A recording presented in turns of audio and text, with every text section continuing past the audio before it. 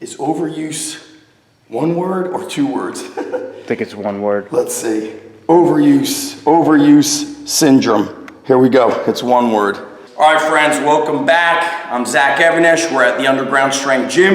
And in this video, I want to talk about something near and dear to my heart. And it is the top reasons why our young/youth athletes are consistently hurt and injured. So pay attention and let's get after it. For me, I'm building athletes. I'm building athleticism. These kids got to put on muscle.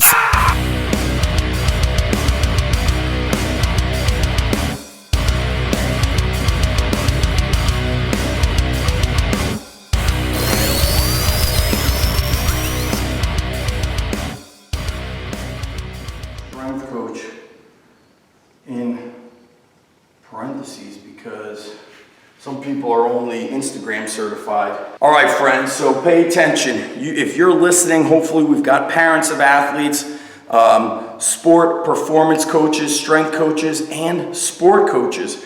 And the reason why this is important that we have kind of this umbrella of everybody listening is because you have to operate as a team when you're trying to take care of an athlete's overall health. And of course, you should be playing the long game. You have to remember that nobody knows who's the best 13-year-old pitcher in the world. Nobody knows, and nobody cares. We want to see who could do it for the long term. So number one, this term gets thrown around a lot and for good reason. And some people understand it. Some people understand what overuse is, but don't understand how to avoid it or how to fix it. So overuse simply means repeating the same movement patterns over and over again to the point where the body starts to break down. And when the body is in pain or sending you pain signals, it's the way of trying to say to you, listen, I've been trying to tell you to stop or do less of this activity, and because you are not listening, you're causing aggravation in the body, I'm gonna make you stop. And that's when injuries come about, and some athletes or the parents don't understand how to get out of this. And then, unfortunately, I understand I'm not a medical doctor, nor do I play one on TV, but a doctor's prescription will usually say, stop doing everything you're doing and rest. Well, if I stop doing everything, then there's no way I could get strong or actually fix it. That's why I love physical therapists who are also strength coaches, because they're able to blend both worlds together. So let's get into some examples of overuse injury. I have two kids, son and daughter. My son plays baseball, my daughter plays tennis. In baseball, overuse is very common, not just from the shoulder and arm, but also in the back and in the trunk. So let's back up and think about this. And coming to the table with a master's in health education, a big thing that I like to identify are trends. What trends are leading to a negative or positive outcome? So most kids start playing baseball around age 5. So by the time they're 12, 13, 15, they have spent from age 5 up until age 12 rotating one way. Every time they swing the bat, they're going one way. Every time they throw, they're rotating in one direction. And then, what do parents look for? I'm going to sign up Johnny for speed and agility. Well, speed and agility will not strengthen the trunk. A lot of parents or kind of people not in the know like to call this the core. I'm not a fan of that word. Like my friends at Power Athletes say, they say the core, it's like, an apple. It's the inside of an apple. It's this little thing. But a trunk, think about a strong tree. But if you want to use the word core, it's going to be okay. We can still be friends. But this is what I want you to think about. Draw a line around the center of the body, okay? So abs, even around a little bit of the chest, hips. But now it's not just the front, it's also the side, right? So we've got our abductors, our glutes, of course got the spinal erectors and the middle of the back. So your trunk acts as this strong stabilizer that can handle force. Well, when we have baseball players and I find out, hey, you're a righty and you're always swinging to the left, when we do exercises like medicine ball throws, if they do 10 to their dominant side, I tell them do more reps to your non-dominant side. They might do 13 reps, they might do 15 reps. But what happens is the cumulative extra work starts to offset all of the overuse and the repetitive motion that they've been doing. And what am I doing there? I'm playing the long game with an athlete. Everything I do with an athlete is for longevity, even if they don't want to compete in college. And in a high school setting, 93% of the kids in high school sports will not compete in college. So you're going to have 6, maybe 7% that compete in college. And by the time those athletes are completed with sophomore year, 50% of the 6 or 7 will have quit or gotten removed from the team. So at the end of the day, you're looking at 3% of high school kids go for a full 4 or 5 years in college. So I'm playing the long game so that when they're in their late 20s, 30s, 40s, they actually feel like they are in their 20s because we train them with a longevity mindset. So look at the sport that the athlete is in and then try to offset those movements and strengthen the body as a whole. And this speed and agility is not going to strengthen the body. Strengthening the body allows the body to have stability. If kids are just busy running around through cones and jumping, but they don't have the strength foundation, they're not going to get better. And so that brings me to step and reason number 2. Why are kids consistently hurt and injured? They lack strength and all-around physical readiness. They lack physical preparation, meaning we see varsity athletes at the high school level, both girls and boys, unable to do a proper bodyweight squat because they have minimal ankle mobility. Their hips are too tight. They haven't done any calisthenics, any basic body strengthening movements that anybody who grew up in the 80s and the 70s, you did that stuff during phys ed class and you did it at home. You watched Rocky movies or 80s action movies, and the things you immediately did were push-ups, curls, and running. Well, today, kids are struggling with running. They can't do push-ups. And when I say they can't do push-ups, it's not just upper body strength that's lagging. It's also the trunk, or as you call it, the core. It's sagging. And so how can we get involved in sports which are very high velocity, aggressive? They don't have any rigidity. There's no certainty. You know, people are coming at you from all directions. So we got to build strength. We have to learn body control before we move into a sport with high velocity.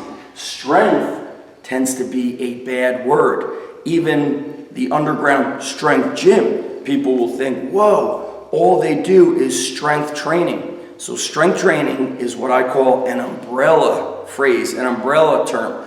Under the word strength, we have body control, kinesthetic awareness. We have power, coordination, which leads to athleticism. We have speed, which is, you know, extending your power, being able to maintain higher rates of force and velocity. So strength is this foundation. It's an umbrella term. And if you are weak, your body will eventually struggle and break down under repetitive stress. And that's also why, especially at this middle school, high school level, they need basic strength training in season, because it's the very trait, it's the very bucket, as Mike Boyle likes to say, that does not get filled. So if I am an athlete involved in swimming, lacrosse, football, baseball, basketball, you must be strong. Why do hockey players, why does their back hurt? Because hockey is now 11 months out of the year. They're playing hockey in the summertime.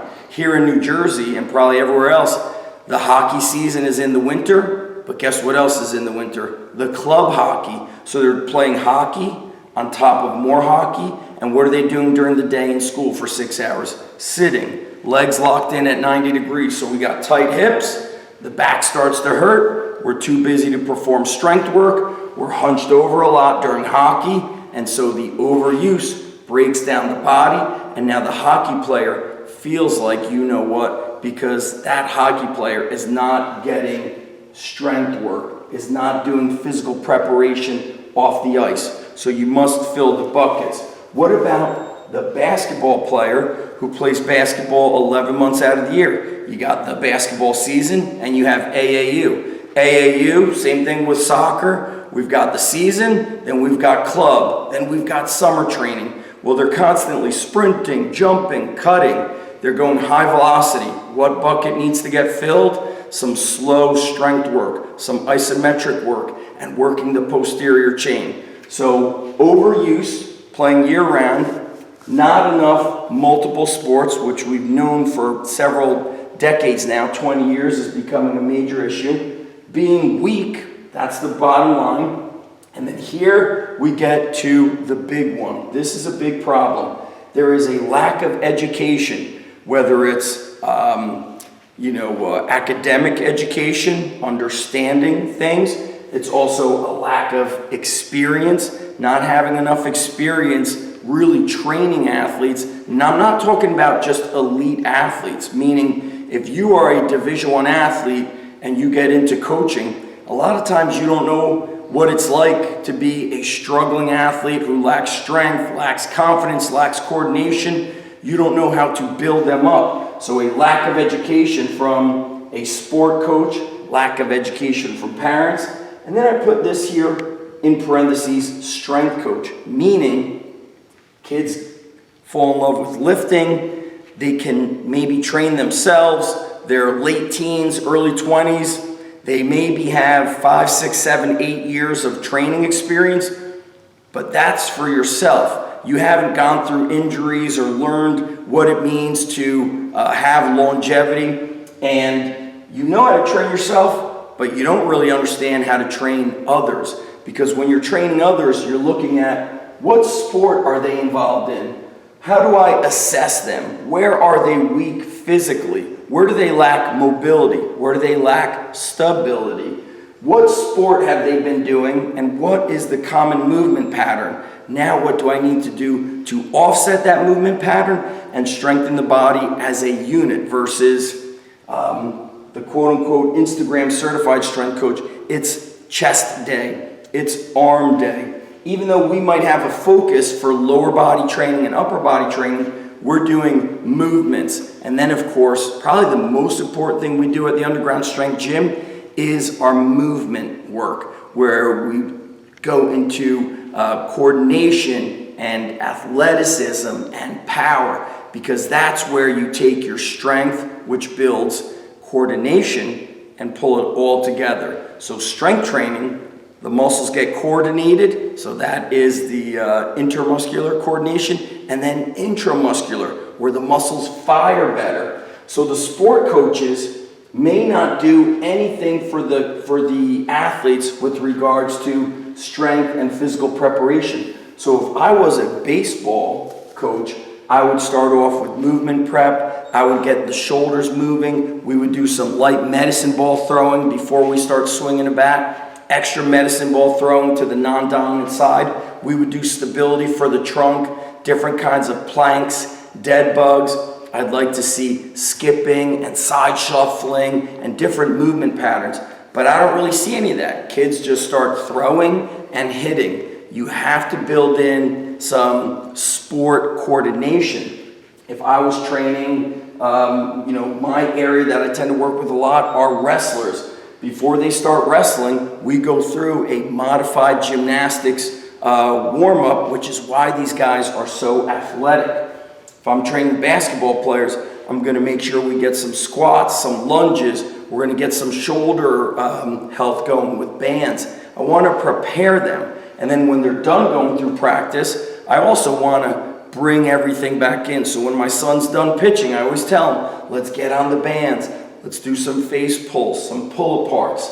And if you are going to go by the term strength coach, you have to research and study and learn, because as a coach, we have to guard our keep. You must give your very best to the athletes. So if your only form of learning is through Instagram and YouTube, and you're not reading books and attending seminars where you could learn from those who are more experienced than you, you're not going to become a great coach. And if you want greatness from the athletes, you must expect greatness from yourself. Parents, the toughest thing here is if you did not compete or coach at a high level yourself, it's very hard for you to decipher who is a great coach. You're kind of looking at what do your friends do for their kids, or what's 5 minutes closer to your house and $50 cheaper.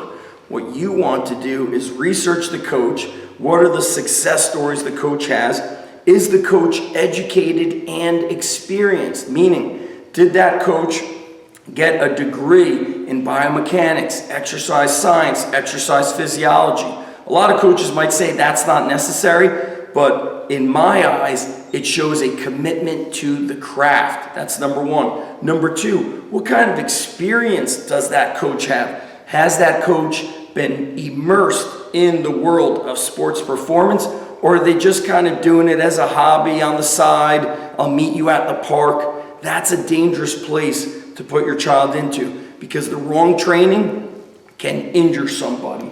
So if we look at these three areas, these are the reasons why athletes are consistently hurt and injured, and a big reason why kids are now getting turned off from sport, because they're basically getting beat up and consistently in pain. We need to do a better job as sport coaches, parents. We need to follow the multi-sport philosophy. Don't let your kid really specialize in a sport until they're probably midway into high school, unless it's something like figure skating or gymnastics, which requires early specialization. And if you are a strength coach, then you need to have an excellence mindset yourself. There's strength coaches now on every corner or multiple corners of every small town. But guess what? Having the stuff, having the equipment does not make you great. You must immerse yourself and be obsessed about getting better. And here I am coaching since 1995. It's now 2022. Every day I'm still reading books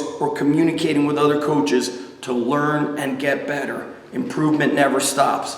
That's it, guys, for this video. Hope you enjoyed this. If you've got comments or questions, please drop them below. And do me a favor, share this video with a parent who needs to see this, with a sport coach who needs to see this. And by the way, sport coaches, you should be reaching out and researching who is the local sports performance coach in my area that could help me prepare these kids. That's it, guys. Thanks for watching. Comment, like, subscribe, and share. Boom. Guys, thanks for checking out the video. Thanks for subscribing. And now I want to go over the many ways that you guys can go to the next level. We've got links underneath every YouTube video so you could see our programs on Train Heroic. Most importantly, you could get on the free newsletter where you not only get a free badass training course, but you're also going to get a welcome discount code that you can apply to our training courses. You'll also see links for the Underground Strength Coach certification, the Strength and Sports Performance Coach certification, the Underground Strength Academy. A lot of different programs, a lot of different opportunities, but the way to be in the know when they get released or when we're holding a sale is to be on the newsletter at zachstrength.com. That's what you want to do. Thanks for supporting, thanks for watching, and we'll see you next time. Boom.